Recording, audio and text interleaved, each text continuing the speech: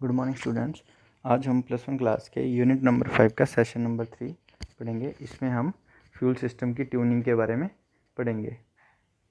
Introduction. One of the basic component of a car is engine. Car का एक basic component engine होता है।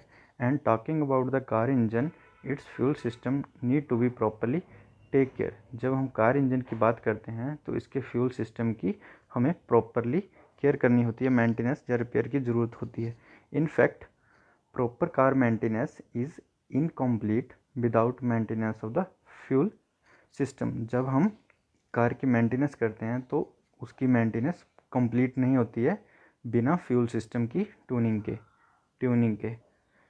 Taking proper care of the fuel system will ensure that your car does not consume extra fuel. जब हम उसकी inspection करते हैं, जब मेंटेनेंस करते हैं, तो हमें यह इंश्योर करना है कि जो हमारा इंजन है, वो जो फ्यूल सिस्टम है, वो ज़्यादा एक्स्ट्रा फ्यूल कंज्यूम नहीं कर रहा है, ज़्यादा फ्यूल कंज्यूम नहीं कर रहा है, खर्च नहीं कर रहा है। रन स्मूथली एंड डज, वो स्मूथली रन कर रहा है और does not suffer from frequent breakdowns, और उसमें बार बार कोई भी ब्रेकडाउन नहीं आता है, बार बार खराबी नहीं होती है। उसमें हम पढ़ेंगे tuning. The final and finest adjustment at recommended interval to maintain originality in performance of an engine is called tuning. जो हम फाइनल, अंतिम, और फाइनेस्ट होता है छोटी से छोटी एडजस्टमेंट करते हैं at recommended intervals to maintain originality को बनाए रखने के लिए, जो परफॉर्मेंस की ओरिजिनलिटी है उसको बनाए रखने के लिए इंजन की हम ट्यूनिंग करते हैं। Every new engine gives better mileage and good performance to achieve high and low speed in variation with load। हर एक नया इंजन हमें अच्छी माइलेज देता है और अच्छी परफॉर्मेंस देता है हाई स्पीड को मेंटेन करने के लिए और लो स्पीड को मेंटेन करने के लिए, विद वेरिएशन ऑफ लोड, जब हम लोड को वेरी भी करते हैं। What after certain intervals due to vibration, परंतु कुछ समय पश्चात क्या होता है, वाइब्रेशन की वजह से normal wear of component take place, जो नॉर्मल घिसावट होती है कंपोनेंट्स की वो हो जाती है। So it is necessary to inspect and adjust the following system of an engine. इसलिए आवश्यक है कि हमें नीचे दिए गए सिस्टम की इंस्पेक्शन करनी है और उनकी एडजस्टमेंट करनी है। पहला होता है फ्यूल सिस्टम, दूसरा इग्निशन सिस्टम, तीसरा cooling system, and next lubrication system और mechanical system. Tuning of fuel system of an engine. Engine की फ्यूल सिस्टम की tuning. As we have seen that the sound of an engine it should be maintain to its original level. जो engine की sound है वो ज़्यादा अधिक नहीं होनी चाहिए। If there is less fuel supply the engine performance will change and it will make a noise while running. अगर फ्यूल की सप्लाई कम है तो engine performance will change, engine की परफॉर्मेंस चेंज हो जाएगी, बदल जाएगी, and will make a noise, और वो आवाज़ करना शुरू कर देगा, ज़्यादा आवाज़ करेगा वाइल रनिंग, जब वो रनिंग कंडीशन में होगा। टू अवॉइड दिस सिचुएशन, इस सिचुएशन से बचने के लिए it is necessary to tune the fuel system of an engine, कि हमें इससे बचने के लिए क्या आवश्यक है कि फ्यूल सिस्टम की ट्यूनिंग करनी है, गाड़ी के फ्यूल सिस्टम की ट्यूनिंग आवश्यक है इसके लिए। Steps for fuel tuning. कौन कौन से स्टेप्स हम फ्यूल ट्यूनिंग में फॉलो करते हैं। Clean the air cleaner and fuel filter. Fuel filter को और एयर फिल्टर को क्लीन करना है, साफ़ करना है। रिमूव द टैंक कैप, जो फ्यूल टैंक की कैप है उसको रिमूव करो। इंस्पेक्ट द रबर वाशर, और जो उसकी रबर वाशर है उसकी इंस्पेक्शन करो।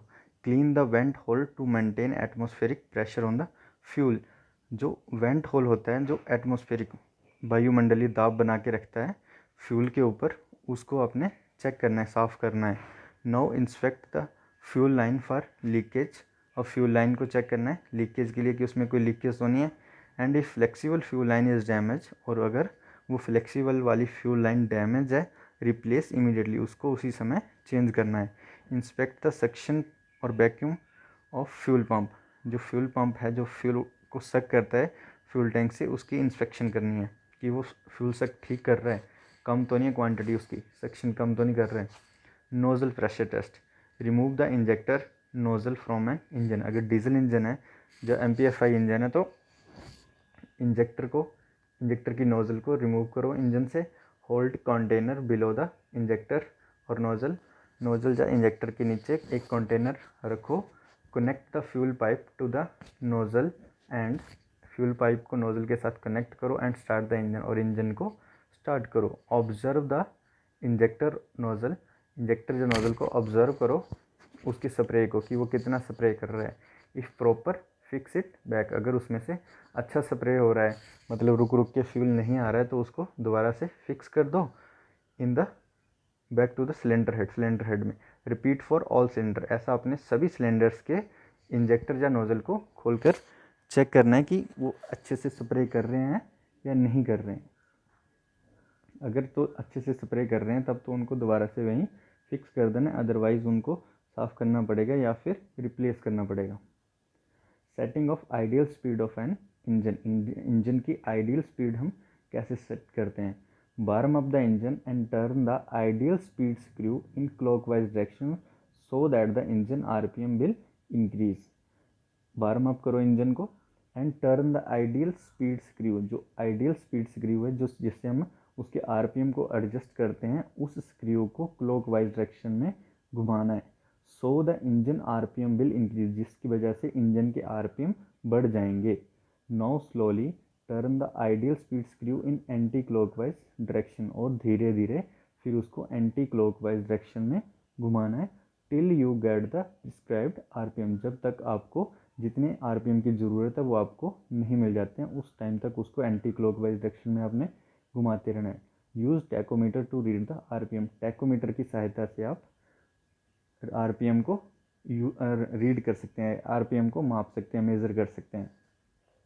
Now turn the air screw in clockwise direction, अब अपने जो एयर स्क्रू है उसको क्लॉकवाइज डायरेक्शन में घुमाना है। सो that the engine will stop, जब तक इंजन बंद नहीं हो जाता है। स्लोली ओपन द स्क्रू, और उसके बाद धीरे से स्क्रू को थोड़ा सा खोलना है, एंटी क्लॉकवाइज डायरेक्शन में घुमाना है। स्टार्ट द इंजन, और इंजन को स्टार्ट करो till we get the recommended RPM of an engine, जब तक हमें जितने आरपीएम की ज़रूरत है वो हमें नहीं मिल जाते हैं उस टाइम तक उसको स्लोली एंटी क्लॉकवाइज डायरेक्शन में घुमाना है। Thank you.